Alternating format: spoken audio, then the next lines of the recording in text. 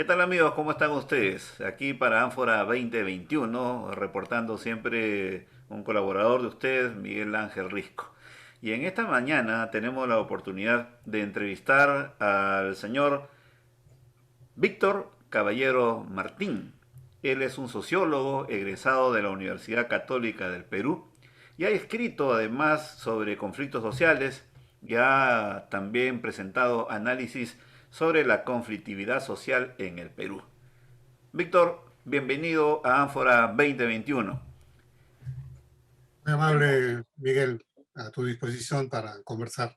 Si queremos justamente conversar contigo, especialmente por un reciente artículo que has escrito a raíz de la presentación de las propuestas de los candidatos a la presidencia de la República, Keiko Sofía Fujimori y Pedro Castillo, y que tú has titulado muy bien No todo es dinero, refiriéndote justamente a las ofertas de carácter económico y de apoyo social a los más pobres del Perú. Además, calificando el tema como si fuese a conquistarse nuevamente el clientelaje, el favor fácil de la gente para sostener a un gobierno.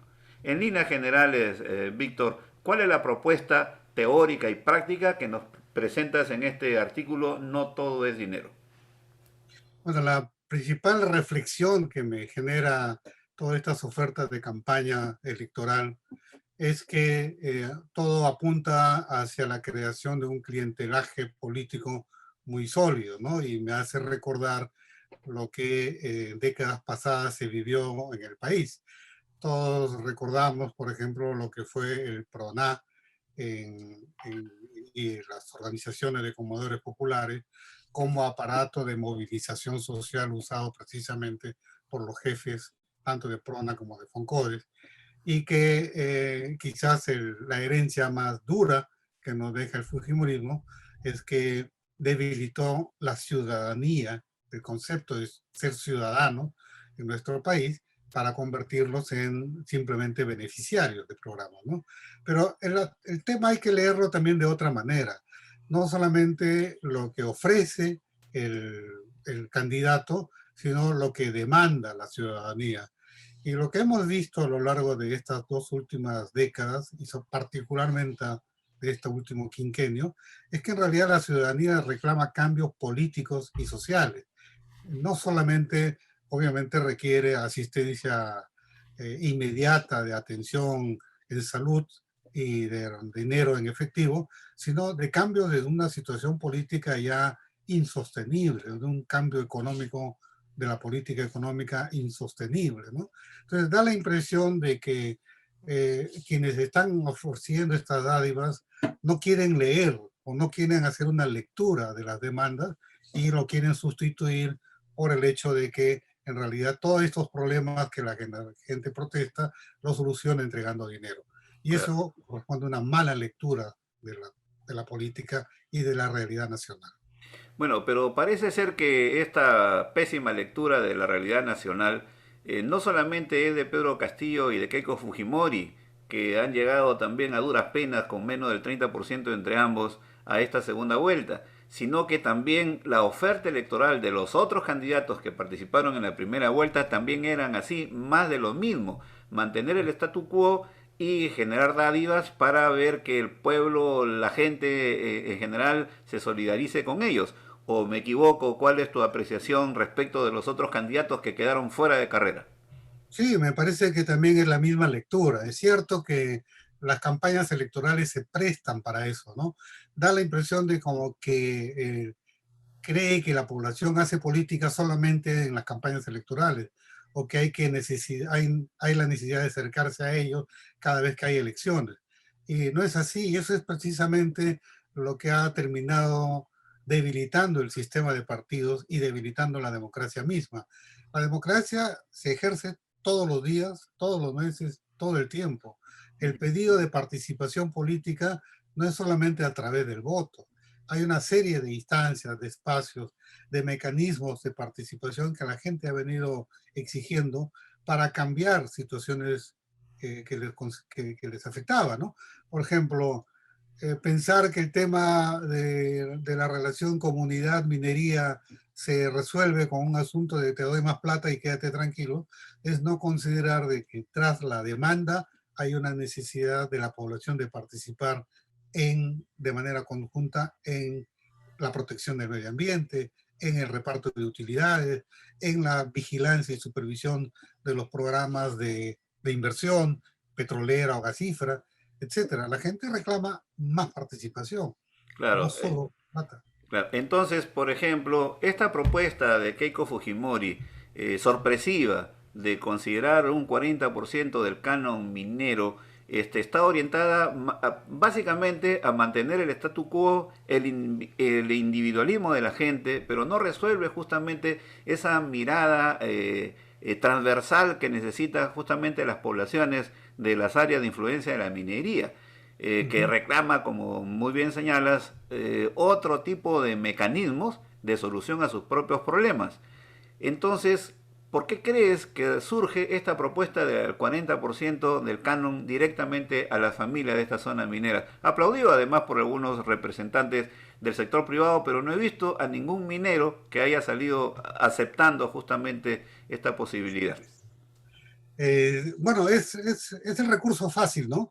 Como digo, que viene de la lectura de que la gente necesita plata y cuanto más plata le pongas en el bolsillo, mejor. Pero ¿por qué no genera entusiasmo? Porque esa práctica de alguna manera ya se está cumpliendo.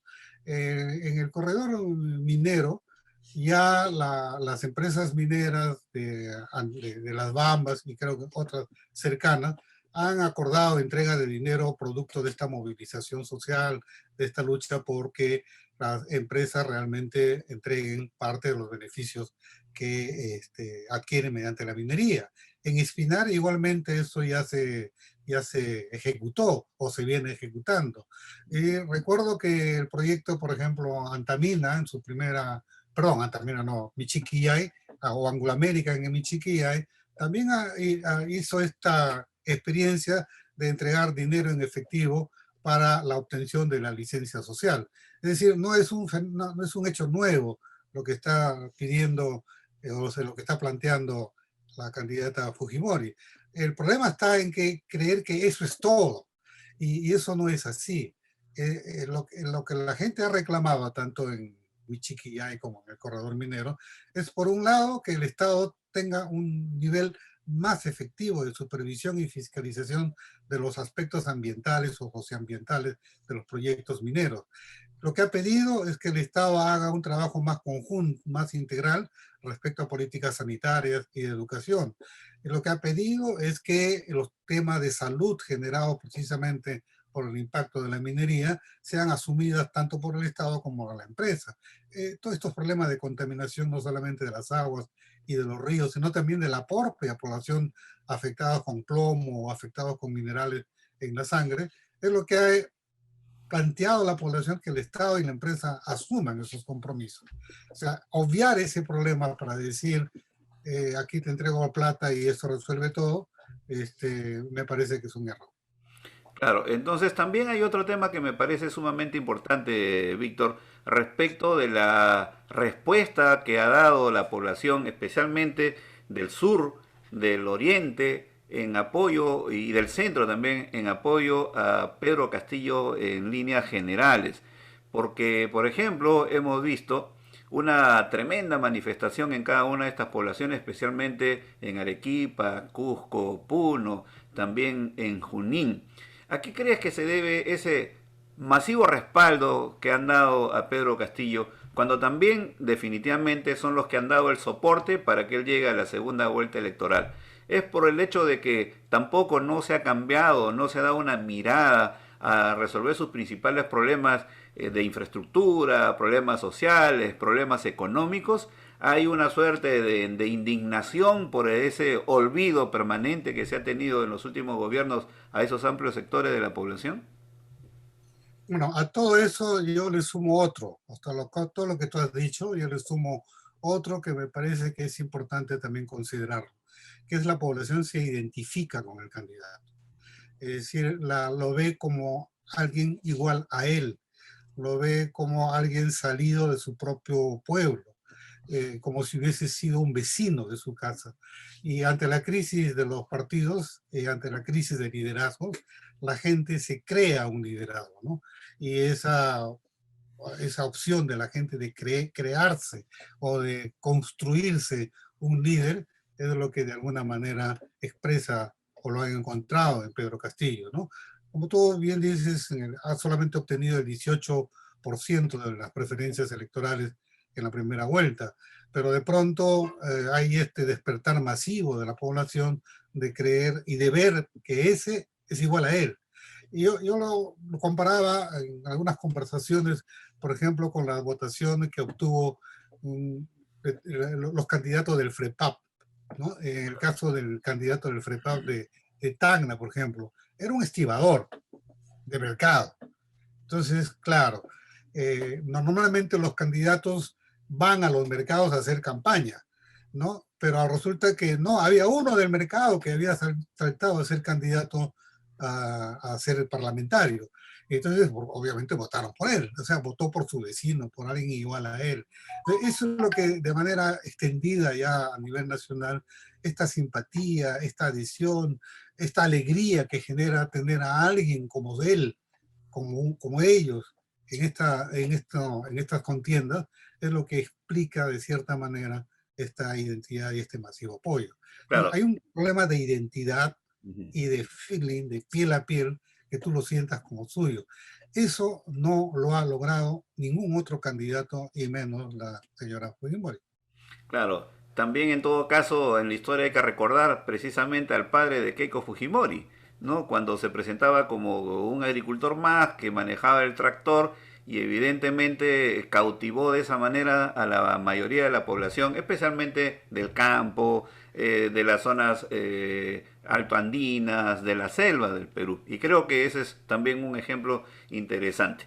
Pero también hay otro tema que sí, sobre el mismo personaje, hay otra historia, hay otra narrativa, que es su vinculación con el terrorismo. Entonces, este terruqueo que los medios masivos de comunicación, por lo menos los que circulan desde Lima, han hecho de todas maneras un efecto negativo, contrario a las expectativas del mismo candidato. ¿Tú crees que efectivamente esta es una gran contribución en favor de Keiko Fujimori, que se está ganando fácil en todo caso la apreciación mayoritaria de un sector de la población, justamente haciendo recordar que su padre combatió el terrorismo? Bueno, también obviamente ha apelado no solamente Keiko, la candidata, sino también los grupos de políticos y de grupos económicos que están con ella, al fantasma del miedo, ¿no? Y es cierto que no solamente en el Perú, sino en otros países latinoamericanos, el fantasma del miedo, o el miedo ha sido un fantasma que han explotado de manera, digamos, artera, de manera inmisericordia, y a veces no, a veces sino totalmente sin parámetros y sin límites, ¿no? Bueno, a mí me vienen llegando cantidades de mensajes, vota por tal, o anuncios de terror, fotos con anuncios de hambruna en el pueblo diciendo así será si gana Castillo, y esa campaña de miedo es lo que se esperaba que lo realicen, ¿no? Obviamente vinculando también con el Movadef. Pero aquí viene una gran situación compleja, ¿no? ¿Qué pasa si gana Castillo? Entonces quiere decir que la mayoría del país es Movadef, a eso te quiere llevar, es decir, ganó el Movadef, no ganó democráticamente el pueblo, no eligió el pueblo un candidato. Entonces, al plantearse esa situación, pone al país en una situación bien compleja porque obviamente va a empezar nuevamente esta campaña de miedo ya post elecciones, ¿no? Con mecanismos muy ilegítimos de generar pánico financiero o pánicos económicos. Ese es el punto que está a la base de esto, ¿no? Claro, ahora, por ejemplo, en estos días van a ser claves si continúa también el terruqueo. Y mientras estamos conversando, estoy recibiendo imágenes de banderas con la hoz y el martillo que se habrían colocado nada menos que en Huamachuco, no un bastión liberteño sumamente importante, pero quien reporta la información dice ya se creen ganadores de las elecciones estos asesinos. Es decir, se lo atribuyen a Pedro Castillo, a Patria Libre. Entonces, ¿tú crees que terminadas las elecciones de este 6 de junio, las cosas van a seguir siendo normales de alguna manera como hasta ahora? ¿O la polarización va a terminar por estallar el 7 de junio? Como digo, esta polarización Fujimorismo-antifujimorismo ya lleva 3 décadas, 2 décadas fuerte, 3 elecciones o 4 procesos electorales. Es poco probable que termine el 7 de junio. Esto va a continuar porque han exacerbado tanto las contradicciones, han levantado tantas las pasiones, que va a ser muy difícil que esto se sosiegue en el corto plazo. Entonces, por lo tanto, creo lo más adecuado es la invocación que tienen que hacer las entidades o las instituciones fundamentales del país, ¿no? La Defensoría del Pueblo, la Iglesia, las iglesias en sus diversas expresiones, ¿no? Los organismos internacionales tienen que tomar en consideración lo que va a pasar en el Perú post 7 de junio. Pero sí creo que es bien importante que la ciudadanía se calme, que los partidos políticos asuman el rol de vigilancia ciudadana, gane quien gane, y asuman el compromiso para que se estabilice la situación política, que es la clave, ¿no? Claro, ahora, ¿consideras que es importante, por ejemplo, ahora tener que encargar también la responsabilidad al gobierno que no solamente garantice las elecciones del domingo 6 de junio, sino que especialmente también garantice una transferencia de gobierno con las máximas garantías correspondientes? Porque por ahí ya están surgiendo las ideas que va a haber fraude por un lado y otro. Sí.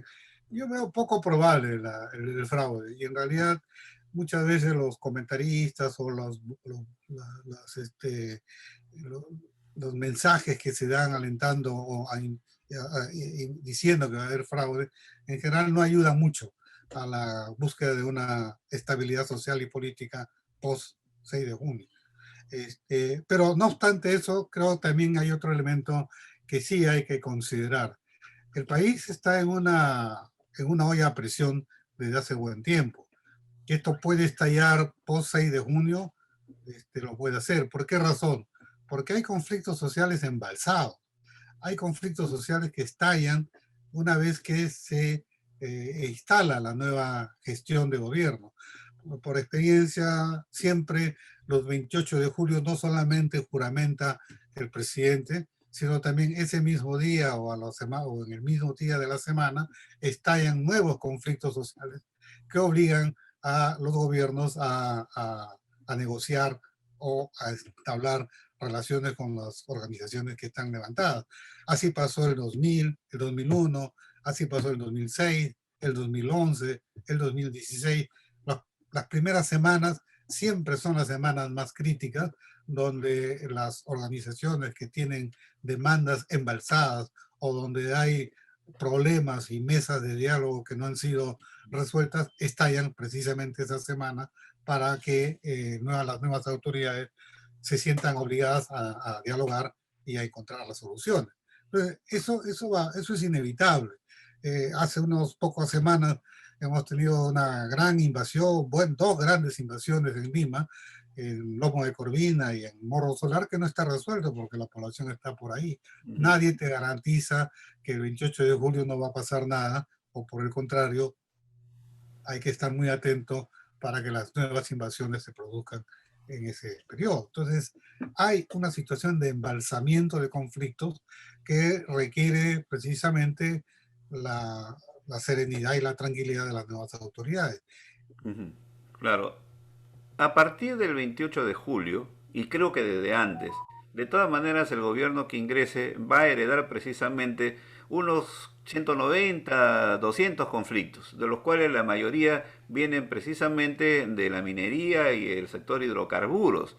¿Qué crees tú que debe pasar en el aparato público para contribuir a resolver estos problemas, porque en realidad lo que se quiere es que tanto el sector privado como digamos, las poblaciones en torno a la minería, en torno a los lugares de explotación, entonces se junten y resuelvan sus problemas.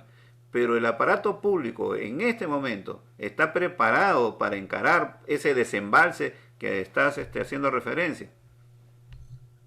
Bueno, no tanto como que esté preparado, porque sí hay los espacios ya establecidos para dialogar y todo. Lo que pasa es que es el cumplimiento de los compromisos adquiridos, son los que deben obligar a que el Estado establezca no solamente compromisos, sino gestos y hechos concretos para poder amortiguar la demanda, ¿no? Por ejemplo, hay cantidad de proyectos, de conflictos que tienen que ver con proyectos paralizados, ¿no? Proyectos de inversión productiva, proyectos de mejoramiento de obras o de ejecución de obras que están así por falta no solamente de financiamiento, sino porque falta uno u otro proceso administrativo que lo lleve finalmente a ser considerado como ya de ejecución.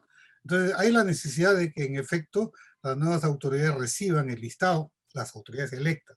Para eso tienes junio, julio, las autoridades electas tengan el listado de todos estos problemas embalsados para definir una estrategia de solución una vez que se instalen como autoridad. Perfecto. Víctor, para concluir esta entrevista que estaba relacionada con un artículo que tú has escrito, que como he mencionado al principio, no todo es dinero, ¿qué apreciación tienes del bono oxígeno? Así como también, y cosa que ha reconocido el mismo Pedro Castillo, respecto a la continuidad del programa Juntos, Pensión 65. Pero hay todo un listado de ofrecimientos, bonos para todos los gustos. Pero concretamente este bono oxígeno, que por supuesto mientras era calculado para 65.000 fallecidos por COVID, resulta que la cifra ya ha subido a 184.000 fallecidos. Esto significa que para atender por lo menos las cifras ahora a junio, se necesita un desembolso de casi 2.000 millones de soles. ¿Cuál es tu apreciación? Bueno, para empezar, creo que hay una confusión en el mismo equipo de gobierno de la señora Keiko, porque hasta donde se le escuchó al doctor Carranza, era que ese no era un bono, sino un préstamo. Entonces, por lo tanto, un préstamo de 10.000 soles para cada familia no es necesariamente que todas las familias afectadas por, la, por, por los daños, etcétera, ocasionadas por la muerte, van a recibir esa plata. Eso por un lado. Entonces, bueno, hoy día la señora ha dicho, no, no es bono, no es préstamo, es bono. Pero en fin, tanto para el bono de oxígeno como para otros bonos, para los damnificados o los familiares de los familiares que han fallecido por COVID, como por los otros tipos de bonos, el problema de fondo es que todo eso se hace sobre la base de préstamos, de un préstamo que el Estado va a tener que devolver, que el gobierno va a tener que devolver. Y como dicen, bueno, los economistas liberales o neoliberales, no hay lonche gratis, alguien tiene que pagar ese lonche. ¿Y cómo se va a pagar? Entonces, el principal problema que veo es, o son las condicionalidades que se compromete el país para pagar una deuda que según el doctor Carranza va a ser el 40% del PBI. Entonces hay con una gracia de quizás 2 años que no los pague, pero de todas maneras es una bomba de tiempo que lo vas a trasladar no solamente para el gobierno futuro, sino para el final de tu gobierno. Entonces, claro, hay dos mecanismos para resolver estos temas del endeudamiento que ya los hemos conocido. Tú lo pagas sacrificando todas tus inversiones que tienes que hacer en tu gestión, o lo pagas vendiendo tus activos. Y eso ya lo hizo Fujimori. Y en efecto, las multilaterales te van a exigir y te van a poner condicionalidades para que tú puedas mantener este nivel de endeudamiento. Y alguna de las condicionalidades probablemente va a ser la exigencia de que el Estado se desprenda de los pocos activos que tiene para que se privaticen lo que queda por privatizar, o para que se establezcan reformas de carácter liberal que faciliten la inversión privada.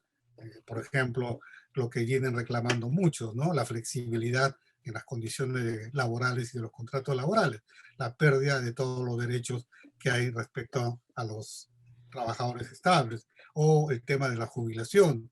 En fin, hay niveles muy grandes, o mejor reiterativos, que se han presentado en otras experiencias donde los préstamos se entregan o se dan las facilidades del caso a cambio de condicionalidades en la modificación no solamente de tus activos, sino de los derechos sociales que la población ha adquirido. Claro, y a ello hay que sumar que también se van a dar, se anuncian créditos para los emprendedores, para las micro y pequeñas empresas con 5 años de gracia, ¿no? Igual, ¿quién lo va a pagar? Entonces, y también algunas flexibilizaciones, por ejemplo, del sistema tributario. Igual, ¿quién va a asumir esa responsabilidad? Entonces, el panorama, por supuesto, todavía se muestra muy incierto, pero a pocos días del 6 de junio, Víctor, ¿qué podrías decirle de tu punto de vista a la población peruana que también necesita que se le esclarezca los aspectos fundamentales de cómo se deben resolver los problemas fundamentales del Perú? Bueno, quizás lo más importante de todo es pensar o plantear que el país lo que necesita es más democracia, ¿no? Más participación ciudadana, más transparencia en la gestión de gobierno y que en realidad la población también sea partícipe en los proyectos y en los procesos de toma de decisiones de las autoridades, ¿no? Eso es quizás lo más importante a rescatar. Lo otro, bueno, no hay que regresar al pasado. Exactamente, y me refiero que no hay que regresar al pasado, es al pasado de los 90, al pasado del clientelismo, de la manipulación grosera a la población y a la pérdida de derechos ciudadanos. Muy bien, muchísimas gracias. Hemos conversado con Víctor Caballero Martín, sociólogo de la Pontificia Universidad Católica del Perú y por supuesto un analista de la situación social y los conflictos sociales en nuestro país. Muchísimas gracias, Víctor. Hasta una próxima oportunidad. Muchas gracias, Miguel, y suerte y éxitos en tu programa. Gracias.